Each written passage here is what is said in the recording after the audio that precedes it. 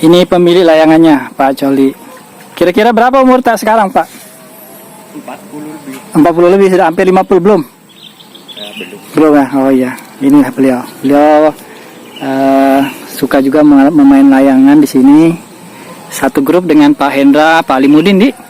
Yang Alimudin. ya Alimudin, Hendra, Pak Armang tadi. Ya. Pak Armang ya. Kata beliau di sini sampai kadang 20 layangan naik kalau lagi musimnya.